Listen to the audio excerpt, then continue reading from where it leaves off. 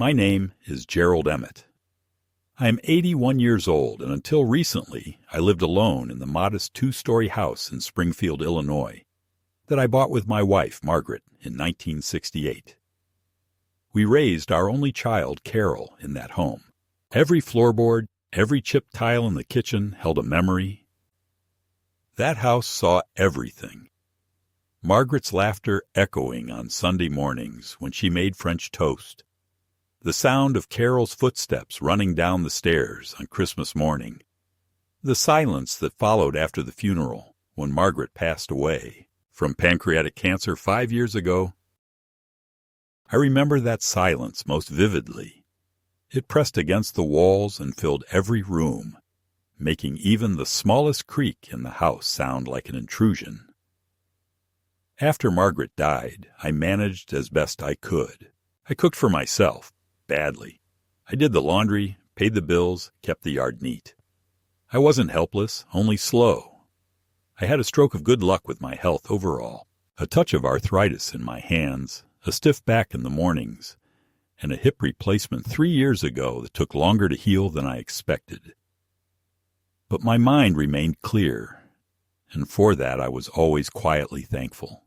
I kept up with my reading, subscribed to the newspaper out of habit, even though I read most news online, and still managed the checkbook on paper.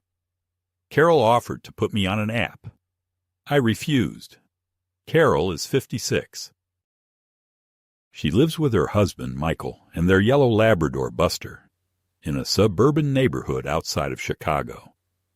She's a dental hygienist, meticulous, efficient, and highly organized.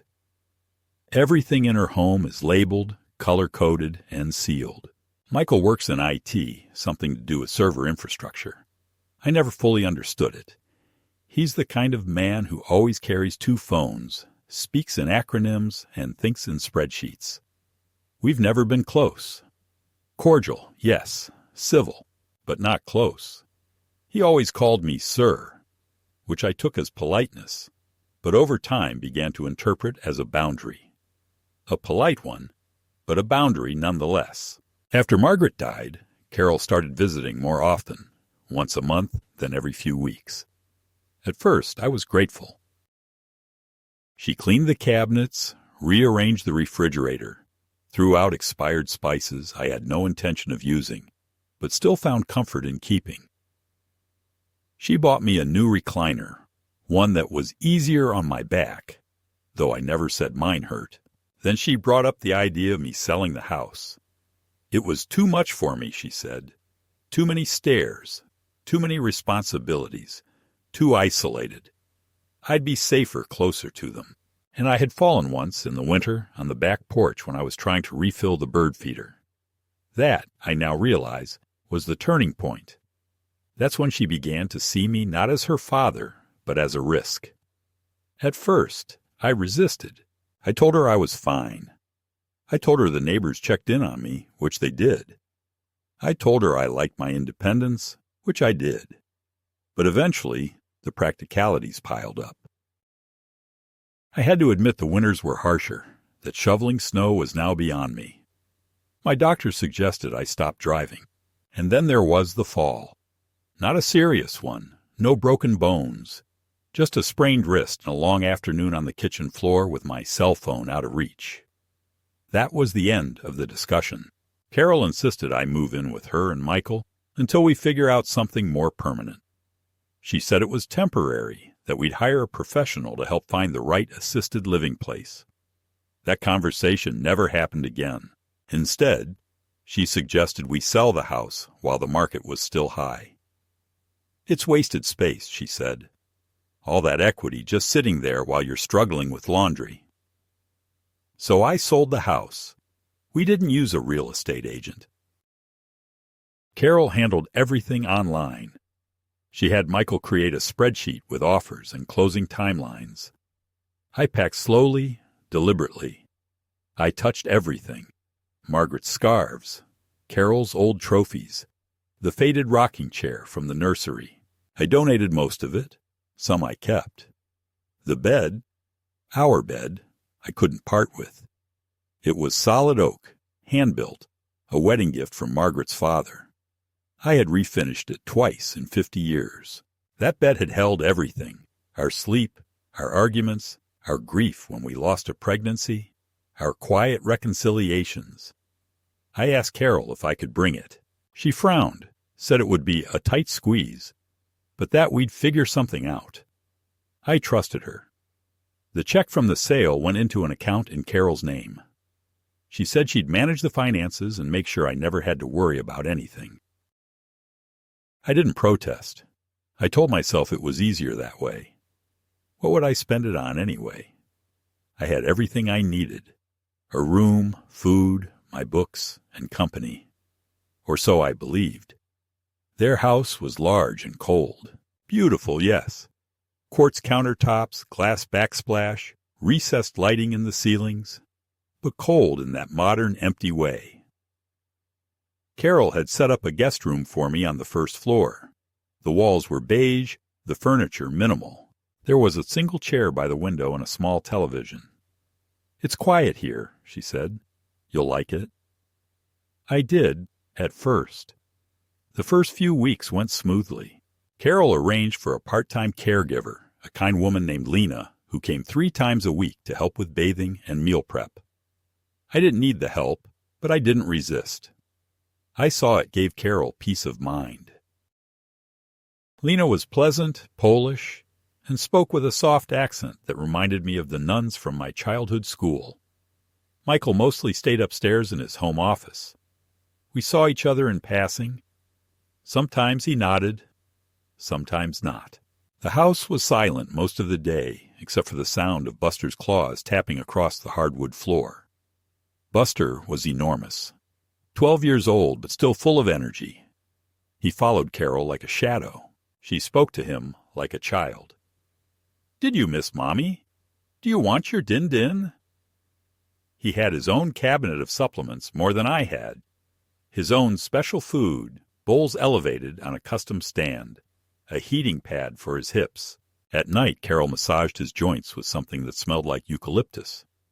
I joked once, "That dog's living better than I ever did." And Carol smiled faintly and said, "He deserves it. He's been through a lot." There were rules. Don't feed Buster table scraps. Don't open the front door without checking the yard. Don't leave my shoes out because he chewed leather. I adjusted. I told myself it was a small price to pay. She was offering me safety, care, and structure. I reminded myself that Margaret would have approved. "Don't be proud," she used to say. "Let people help you. That's what love is." I remembered those words every time I felt the walls of my new room closing in on me. I kept out of the way. I watched TV in my room, took short walks when Lena was there, read in the sunroom when the weather allowed. I didn't complain. I didn't want to be a burden. But the bed bothered me. Not the mattress, that was new and fine, but the bed itself. It was small, unfamiliar, cold. I missed my oak bed, the one Carol said would be too big for the room. She promised we'd put it in storage. I asked her twice where it was. She changed the subject both times. I should have known something was wrong then. But I wanted to believe her.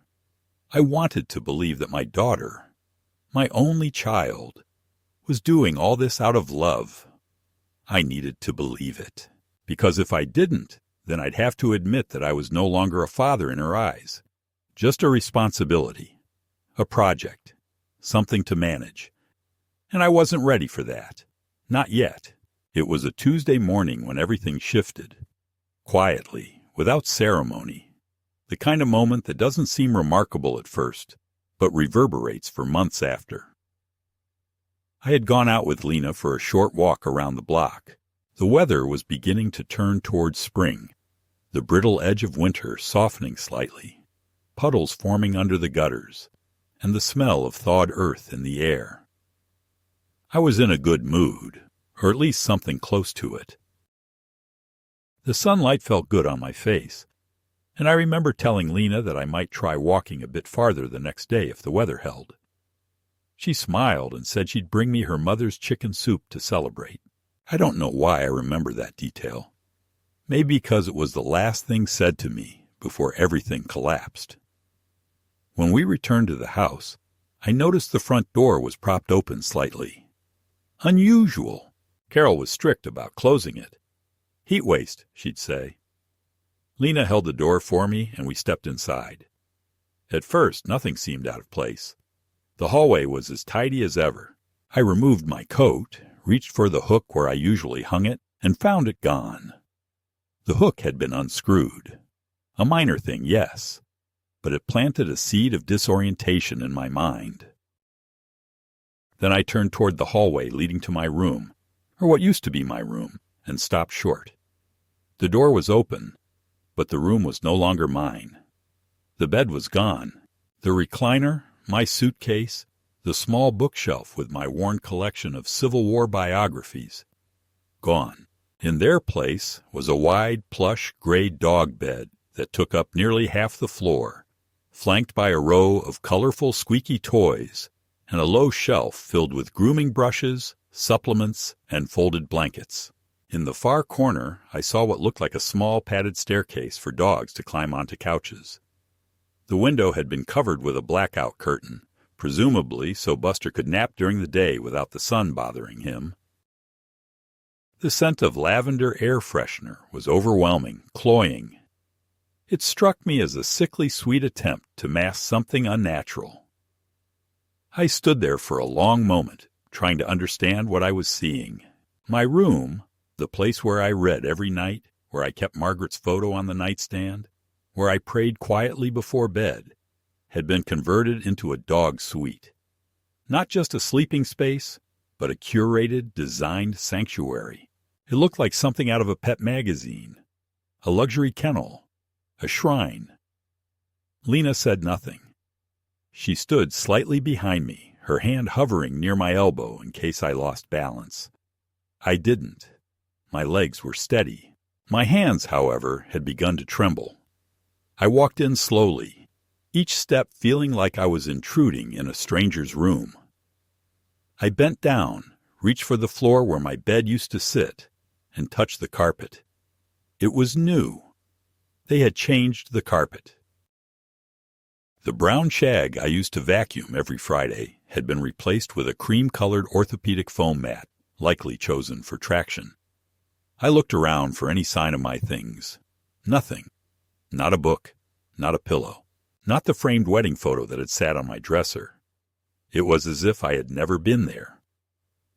"Carol must have moved your things," Lena said finally, her voice low, hesitant. I didn't answer. I turned around and walked down the hallway toward the kitchen, where I could hear Carol humming faintly over the sound of the dishwasher. When she saw me, she smiled. "You're back early," she said, wiping her hands on a towel. "How was the walk?" "My room is gone," I said. She didn't flinch. "Oh, right. I meant to talk to you about that. It's not a big deal." "Not a big deal," I repeated, unsure I'd heard her correctly. "I just thought Buster needed more space. He's getting older, and it's hard for him to go up and down the stairs. That guest room was perfect for him. It gets a lot of light, it's quiet, and it's closer to the kitchen. He's been struggling with his hips lately. I spoke with Dr. Feldman about it, and he agreed it would be good for his arthritis." "And where am I supposed to sleep?" I asked. Carol didn't look up right away.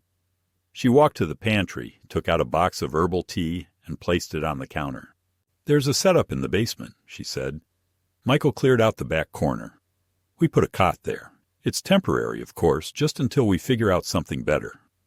I've got a humidifier down there, and the space heater. You'll be fine." "A cot," I said. "It's actually a camping bed, a really good one. We bought it last year for Michael's brother when he stayed over. And there's a partition curtain so you'll have privacy. We've been meaning to turn that part of the basement into a guest suite anyway. Consider yourself the pilot project." There was a pause, heavy, suffocating. "I didn't agree to this," I said.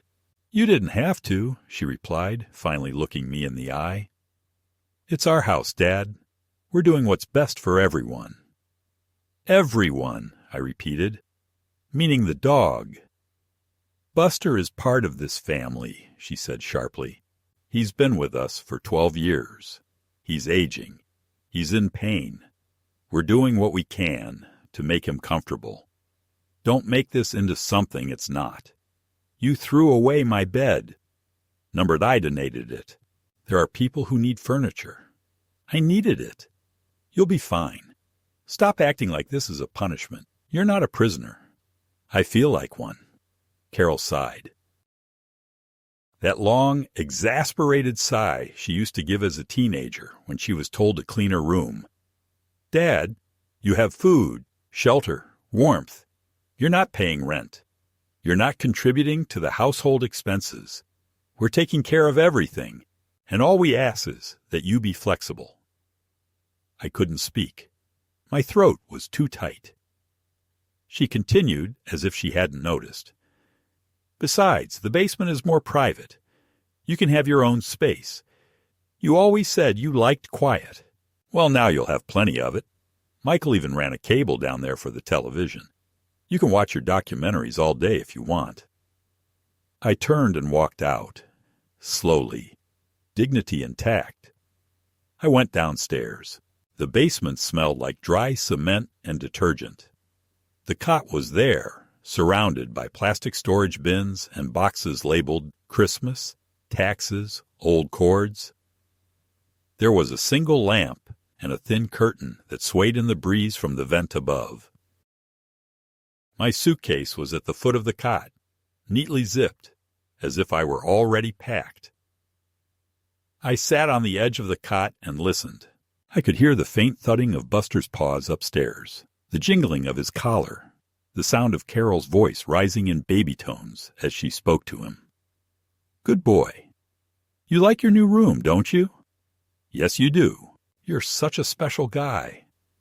She never spoke to me that way. Not even close.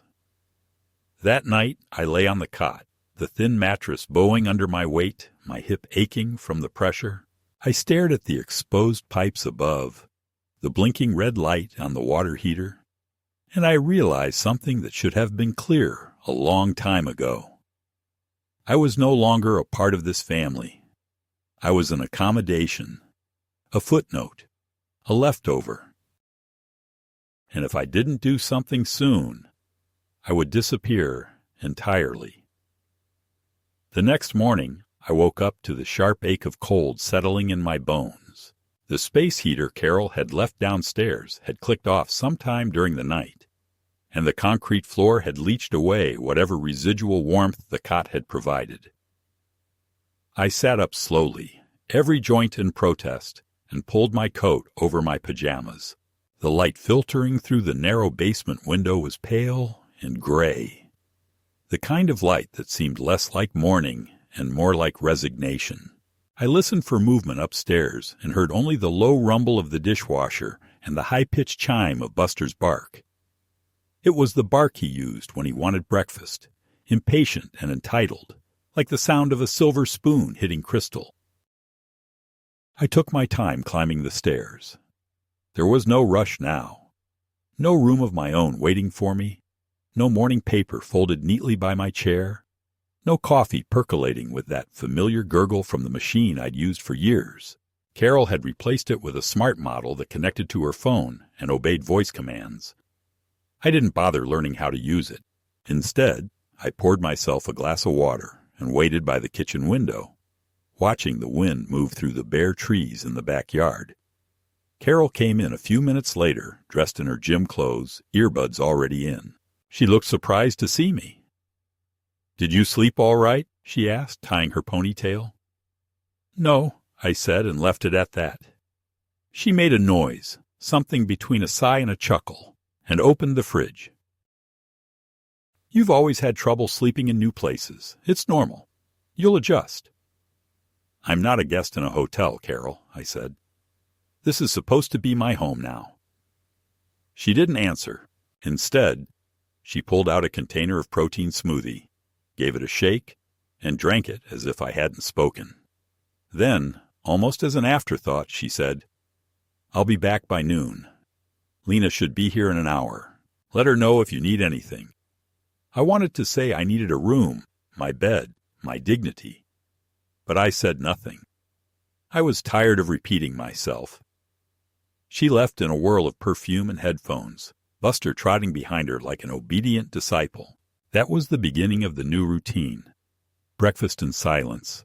A quick appearance by Carol if she was working from home. The occasional comment about how Dad's being moody, or maybe we should look into adult daycare, something social. Michael never addressed me directly anymore. He communicated through Carol or short-clipped phrases when I passed him in the hallway. "Hey," he'd mutter without stopping. The kind of greeting you give to someone on the bus, not to the man funding your mortgage. A few days after the move to the basement, Lena came down with a folded piece of paper and an apologetic look. "Your daughter asked me to give you this," she said, placing it on the folding table beside my cot. I unfolded it. It was a printed, updated household guidelines, written in Carol's clipped, professional tone. Please be mindful of the following. 1. Buster was on a special diet. Do not feed him human food under any circumstances. Dusra. The upstairs thermostat is set for Buster's comfort. Please avoid adjusting it. 3. Quiet hours begin at 9 p.m. Please use headphones if watching TV after this time. 4. All personal laundry should be placed in the basket by Wednesday morning. Eindavde. Medication should be taken as scheduled. Lena will monitor compliance. 6. Please refrain from unnecessary clutter. The basement is a shared storage area. The list went on for a full page. I reread it twice. Not because I didn't understand it, but because I couldn't believe it existed. My daughter, the little girl who used to crawl into my lap during thunderstorms, who cried when I missed her school play in 3rd grade because I had the flu. That same child was now issuing bureaucratic mandates to govern my daily behavior, like I was a tenant in a halfway house.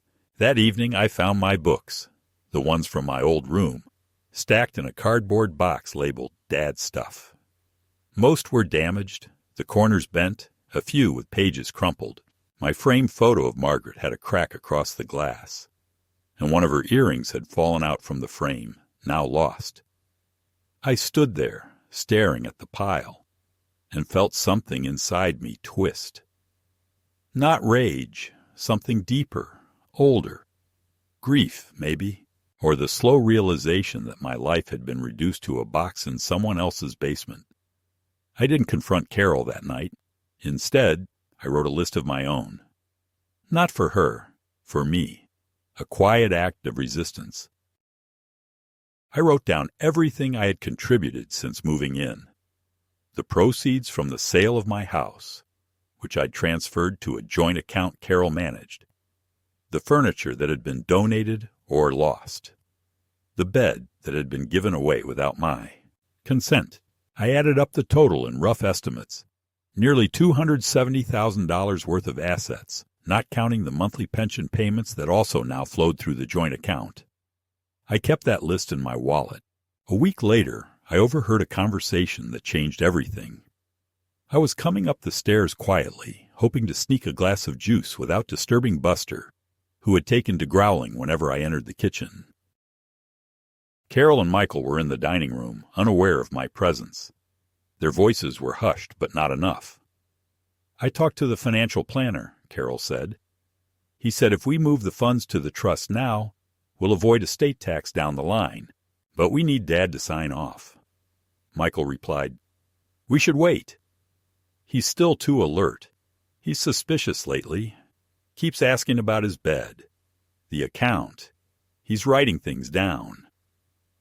"Maybe we should start talking to the doctor," Carol said.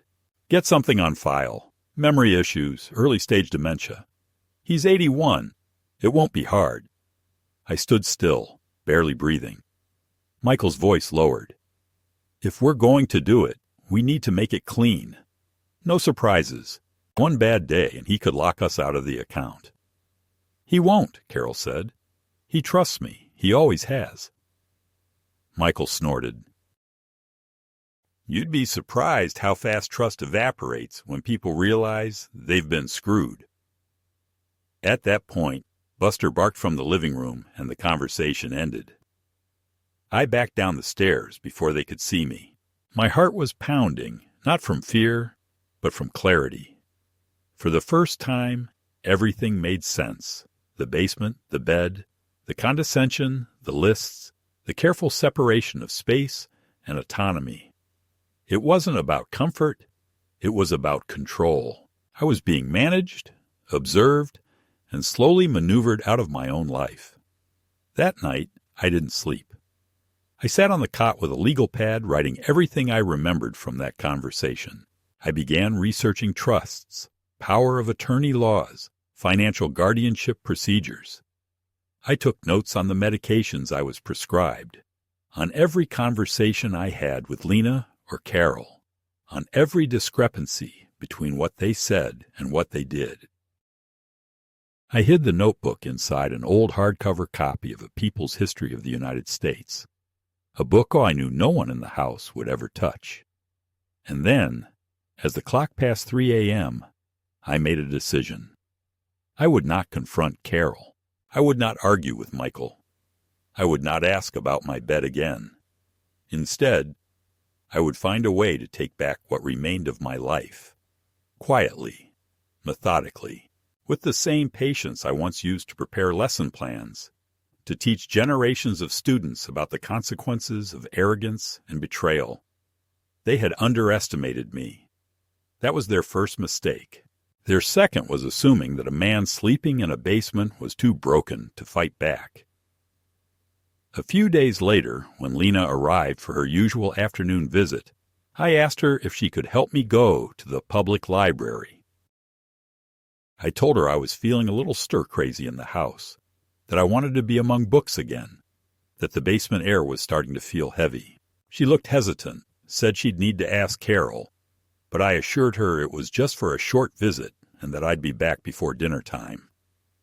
I don't know if she asked or simply decided it wasn't worth the trouble, but she eventually agreed. I put on my old coat, the one Margaret patched up years ago, and we walked slowly to her car, careful not to attract attention.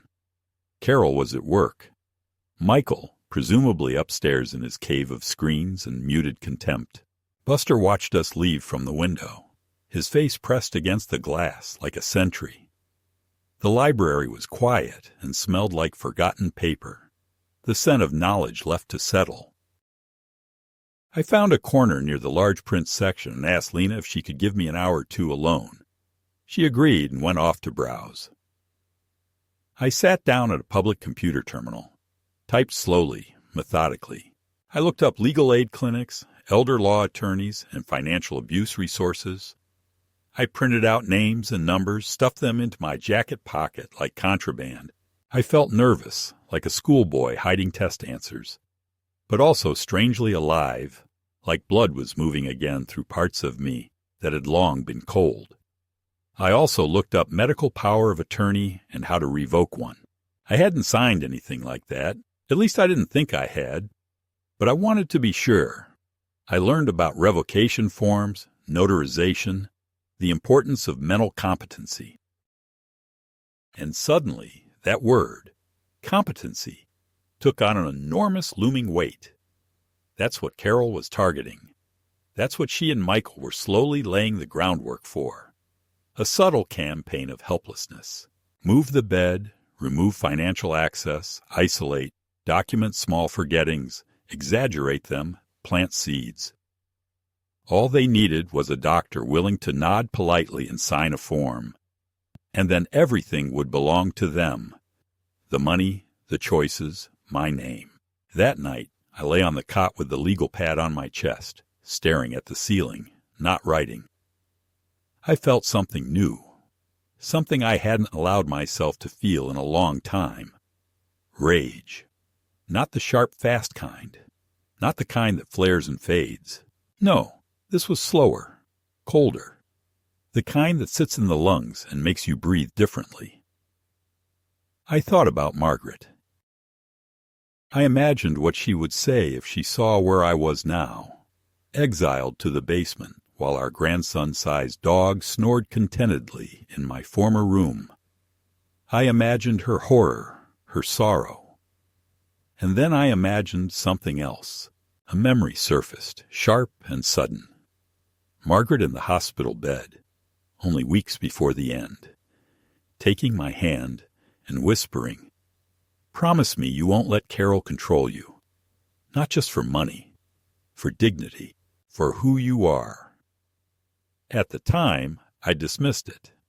I thought it was the morphine, the fear of dying making her paranoid. Carol had always been headstrong, yes, but loving. I was sure of it. But now, in the dark of that cement box, I understood. Margaret had seen something in our daughter long before I had the courage to face it. She had seen that Carol didn't want a father. She wanted an asset. The next morning I made a phone call. Not from my cell phone. Carol monitored the usage. I used the library's landline. I called one of the elder law attorneys I'd found online. His name was Harris Wexler, mid-60s, gruff voice, no-nonsense tone. I told him I wasn't sure if I needed legal help, but I thought maybe my daughter was planning to declare me incompetent to gain control of my finances. He didn't react with surprise. Instead, he asked calmly, "Do you have independent income?" "Yes." "Do you have access to your accounts?" "No." "Do you have a place to live outside your daughter's house?" "No." "Then you do need help." We set a time to meet the following Tuesday. Lena agreed to take me again. I didn't tell her why. I just said it was for a medical appointment. She nodded without question. Maybe she knew more than she let on. On the morning of the meeting, I wore my best shirt, the one I'd buried Margaret in. The sleeves were too loose now, but it still smelled faintly of cedar from the chest where I kept it. Harris's office was modest, dusty law books, a half-dead plant in the corner, and a secretary who called him Mr. How about he greeted me with a firm handshake and no smile? I like that. I told him everything. The move, the basement, the missing bed, the overheard conversation, the money. He didn't interrupt, just took notes in an old-fashioned yellow pad, occasionally underlining something with firm strokes. When I finished, he said, "We can start by revoking any financial authority they might have. Do you recall signing anything?" But I gave Carol access to the joint account. "That's not the same as power of attorney," he said. "We'll get clarity on that. Second, we'll document your mental competency. I have a geriatric specialist who will evaluate you. Third, we'll look into recovering control of your finances. But that may take some time. Banks are nervous about elder abuse accusations, but the paper trail will help." "And the house?" I asked. He raised an eyebrow. "Your house?" "I gave her the proceeds. She said she'd manage it." "Was that in writing?" "No." He smiled grimly. "That helps us." I left his office with a folder of documents, a list of tasks, and something I hadn't had in months, a direction. When I got home, I didn't go straight to the basement. Instead, I walked into the living room. Carol was there, brushing Buster's coat with a Furminator brush like she was polishing silver. She looked up, startled. "Where have you been?" she asked. "Out." "With Lena?" "No." "Doing what?" "Taking care of something." She narrowed her eyes, then softened her voice. "Dad, you can't just disappear like that. If you're feeling confused—" "I'm not confused." She hesitated. "We're just trying to help you." "I know what you're trying to do." She blinked. "Excuse me?" I said, "I know." She stood up slowly. "Is this about the room again? Because if you're going to hold that over us—" "It's not about the room." "Then what is it?" "It's about Margaret." She froze. "She warned me. Before she died." She told me not to let you do this. She saw it before I did, and I didn't listen. Carol opened her mouth, but nothing came out.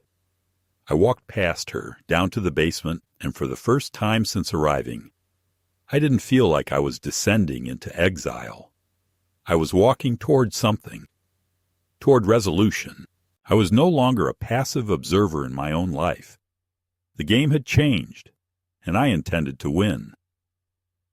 The appointment with Dr. Isabel Krell, the geriatric neuropsychologist Harris recommended, was set for the following Thursday. She worked out of a clinic 2 towns over in a modest building surrounded by birch trees and neatly trimmed hedges. Harris had warned me that the evaluation would be extensive. Cognitive tests, memory exercises, motor coordination assessments, psychological interviews. I wasn't nervous. If anything, I welcomed the scrutiny. I wanted documentation. I wanted an official record that would confirm what I already knew. My mind was intact. My faculties were functioning, and I was no one's puppet. Lena drove me without asking questions. She seemed quieter that day, maybe sensing the weight of what this outing meant. I told her only that it was a checkup. She nodded, kept her eyes on the road. Doctor. Krell was younger than I expected, perhaps in her early 40s, with sharp eyes and a calm voice. She greeted me warmly, led me to her office, and explained everything in a no-nonsense tone I respected immediately. The tests were long and tedious, drawing shapes, recalling sequences, answering questions about time, place, precedence. I aced most of them, fumbled only once when she asked me to recall a series of 5 unrelated words after 15 minutes of distraction. I remembered 4. When she looked up from her notes and smiled slightly, I felt an odd sense of victory, like passing an exam I hadn't studied for, but had lived every day instead. At the end of the session, she looked at me across her desk and said, "Mr. Emmett, you're sharper than half the 50-year-olds I see. Whoever's telling you otherwise is either misinformed or has an agenda." I didn't respond. I simply nodded, took the report she printed for me, and tucked it into my folder like a weapon. Back home, the house was empty. Carol had left a note on the fridge. "Dinner in the oven, quinoa casserole. Michael working late. Don't forget your pills." I stood there for a long time staring at her handwriting. There was something chilling about the tone, efficient, managerial, impersonal, as if I were a patient in a facility she oversaw. Not the man who once held her hand during thunderstorms or carried her on his shoulders through the state fair when her legs got tired. I didn't touch the casserole.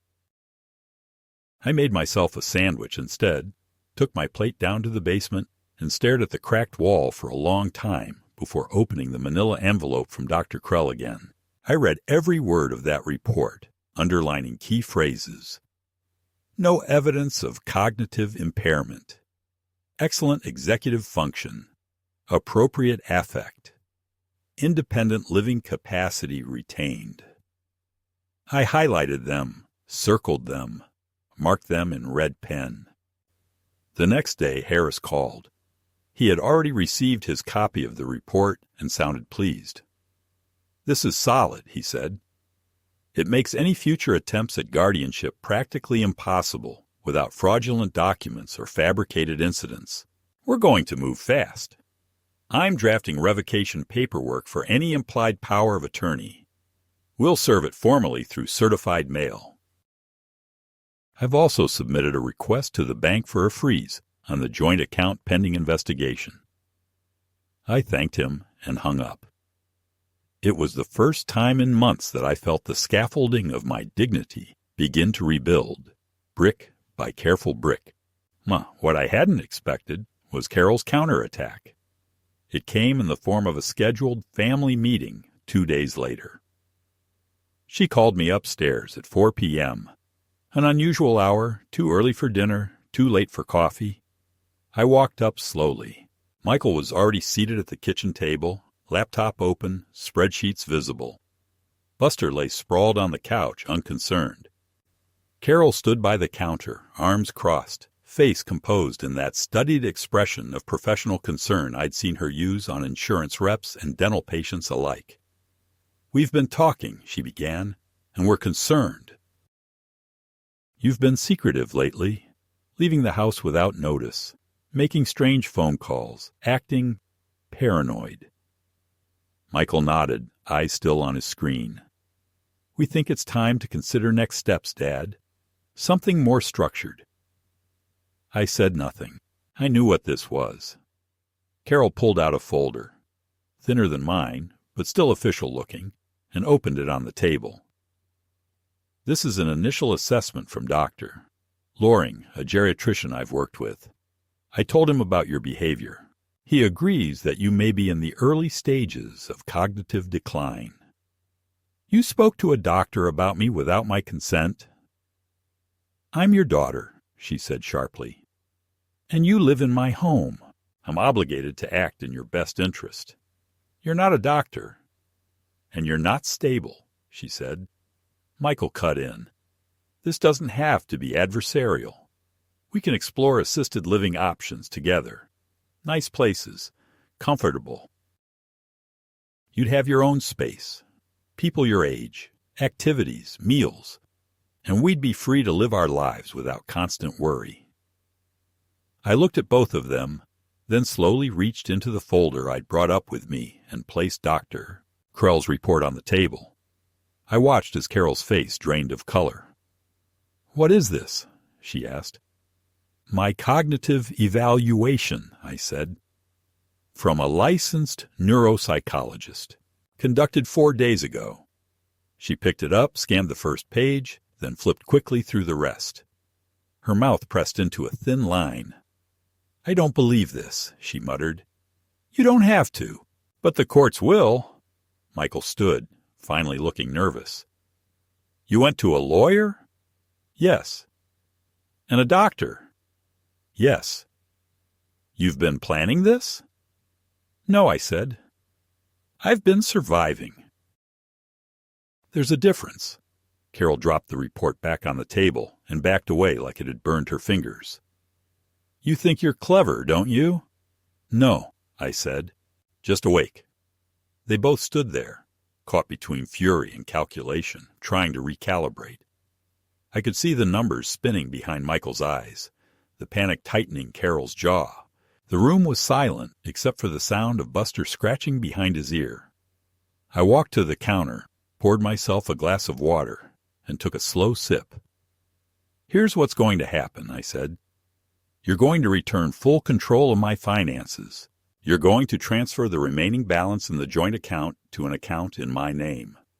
You're going to provide me with a copy of every document you've signed on my behalf in the past 12 months.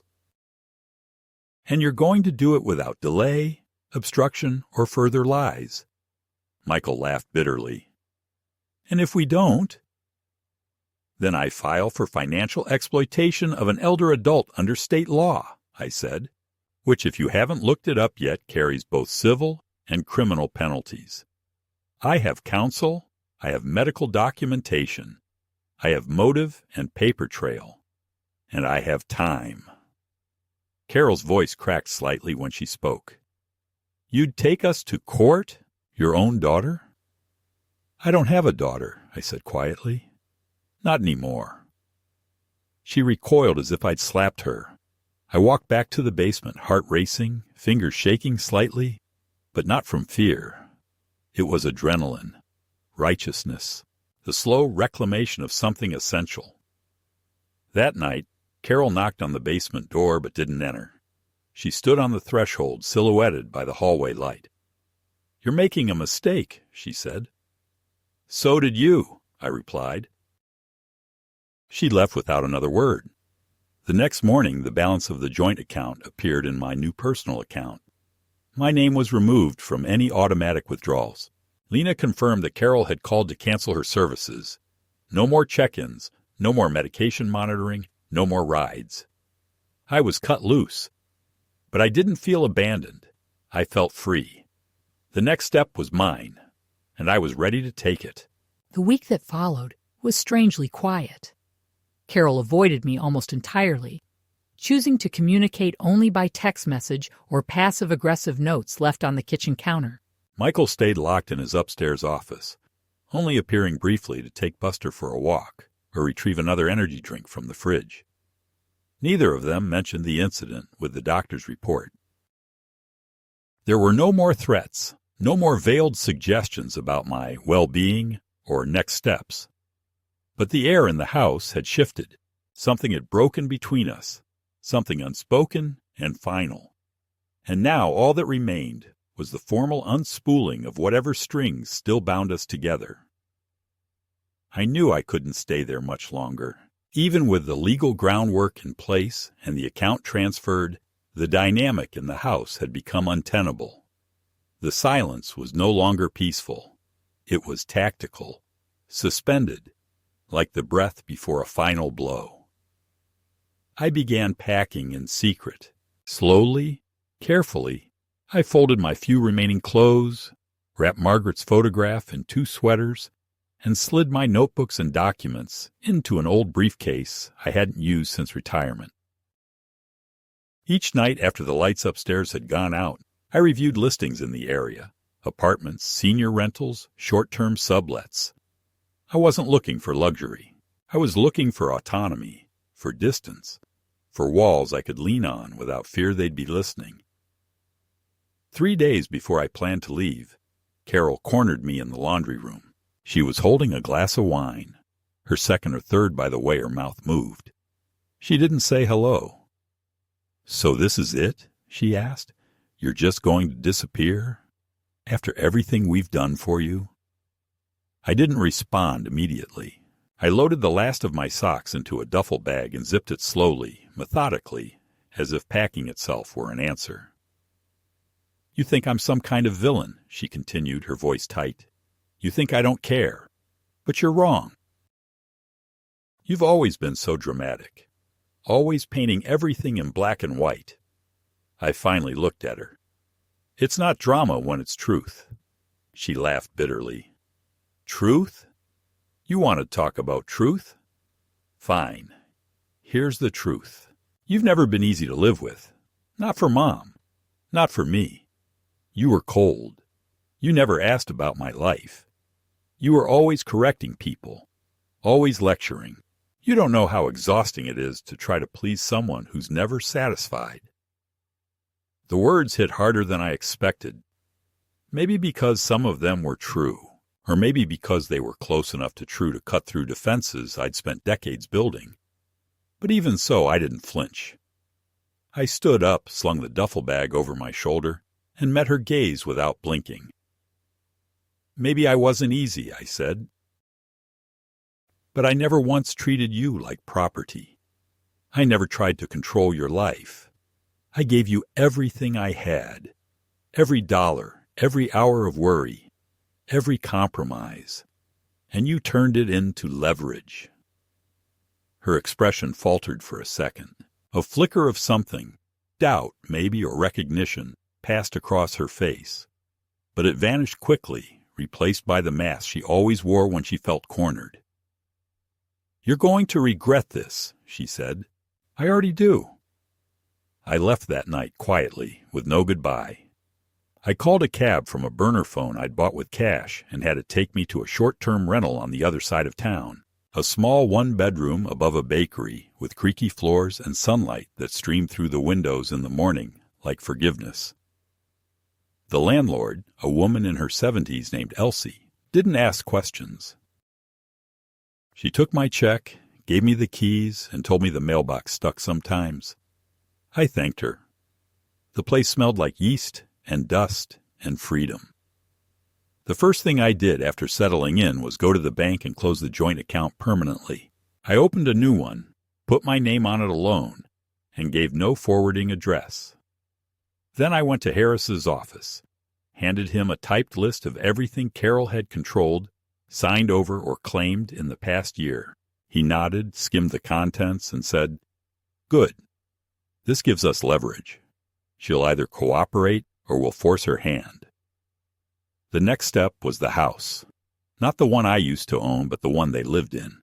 It had been bought with the down payment I gave them after Margaret died. Carol had promised then that my name would be on the deed as a co-owner. I hadn't questioned her. I'd trusted her signature more than I trusted fine print. But now I wanted proof. Harris obtained the title documents and confirmed it. My name was there, in black ink, as 1/3 owner. Not just on paper, but legally binding. If they wanted to sell the house, they needed my consent. If I wanted to sell my share, I could initiate the process with or without theirs. I took a deep breath and told Harris, "Start the process." He didn't blink. "This will get ugly. I'm already living with the bruise." The next week was a blur of signatures, certified letters, and appraisals. I contacted a realtor, scheduled an evaluation, and had the property listed formally. I knew they wouldn't go quietly. I expected threats, pleas, manipulation. But what I got instead was silence. And that silence was louder than any protest could have been. Until the morning Carol showed up at the rental. I was having coffee in the kitchen when the knock came. I opened the door and there she stood, hair unwashed, eyes bloodshot, clutching a manila envelope like a weapon. "Don't do this," she said. "Please, just don't." I didn't invite her in. "This house," she said, voice cracking. "It's our stability. It's where Michael works. Where Buster's comfortable. We can't move. It's not fair." "Fair," I repeated. "You put me in a basement." She winced just slightly. "I didn't know it would hurt you so much," she said. "Yes, you did," I said. "You just didn't care." She held out the envelope. Inside were photos, old ones, of me holding her as a baby, of the three of us at the Grand Canyon, of Margaret smiling at the kitchen table. I didn't touch them. "This is all I have," she whispered.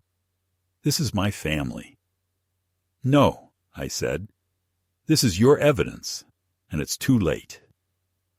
She looked at me then, really looked, as if trying to find something she recognized in my face and failing. "I hate you," she said. "No," I replied.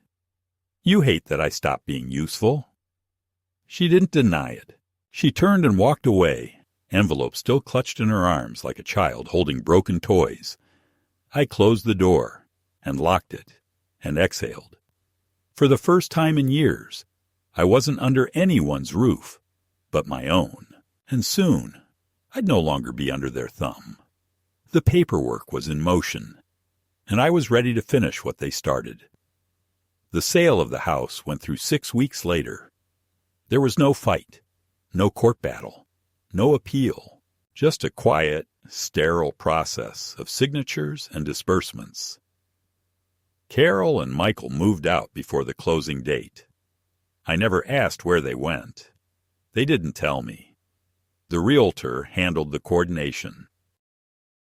Harris sent me the final breakdown of proceeds, and I saw the numbers in black and white, enough to live comfortably for the rest of my days.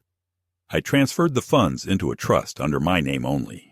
I gave Harris power to act on my behalf should anything happen. It was done. Clean. Permanent. I stayed in the apartment above the bakery for another month. The smell of fresh bread each morning reminded me of a world that still had small comforts in it. Elsie brought me scones on Sundays and told me about her granddaughter in Ohio. I listened. I smiled. I asked questions. It felt good to be spoken to as a person again, not a liability. I stopped looking over my shoulder. I stopped sleeping with my shoes next to the bed, ready for escape. I started reading again. I reread The Old Man and the Sea, Stoner, The Death of Ivan Ilyich. I saw myself in all of them. Lena called once. She had heard from someone, maybe Carol, maybe someone else, that I was gone. She didn't ask for details. She just said she hoped I was okay. and that she'd saved one of Margaret's scarves by accident when helping Carol clean out the basement. She offered to return it. I told her to keep it. "It might bring you better luck than it brought me," I said. She laughed softly. I hung up before the silence got heavy. There was no dramatic ending, no arrest, no confession, no last-minute apology, just absence. Like a radio being turned down slowly until you forget what station you were even listening to. I never heard from Carol again. Not a birthday card, not a call, nothing. Sometimes I wondered if she would appear again someday. Maybe older, maybe broken, maybe softened by years and distance. But then I would remember how easily she had erased me from her life while still using my name, my money, my memory. That kind of erasure is a skill, and people who learn to do it rarely forget how. I don't think I hate her. That would require too much feeling. What I feel now is a kind of distant mourning, as if she died, as if the version of her I once believed in was buried beneath the weight of ambition and entitlement. I don't visit that grave often, but I know it's there. In spring, I moved to a small cottage in a retirement community on the edge of town. It's quiet, surrounded by trees, with a porch where I sit most mornings with coffee and a book. The neighbors are kind, but not intrusive. I keep to myself. I take long walks. I've learned to cook again. Poorly, but with effort. Some evenings I write. Not letters. There's no one left to send them to. But reflections, pieces of memory. I write about Margaret. About the sound of her voice when she laughed at something only I found funny. About the way her hands looked when she pulled weeds from the garden. Dirt under her nails, sun on her cheeks. I write about my students, the ones who stayed after class to ask about the world. I write about silence and how it can become a language when all others fail. Sometimes I write about the bed, not because I miss it, though I do, but because it became a symbol of how a man's place in his own family can be dismantled piece by piece, until he wakes up on a cot next to plastic boxes and realizes he's been evicted from his own legacy. That bed was the last thing Margaret and I built together, and Carol gave it to a dog. There is no poetry in that. Only a kind of finality. But I'm not bitter. Bitterness is a weight. I've put it down. What I carry now is lighter, a kind of clarity. A knowledge of what was lost and what was reclaimed. I lost my family, but I reclaimed my name, my choices, myself. And in this season of my life, this quiet epilogue, that is enough.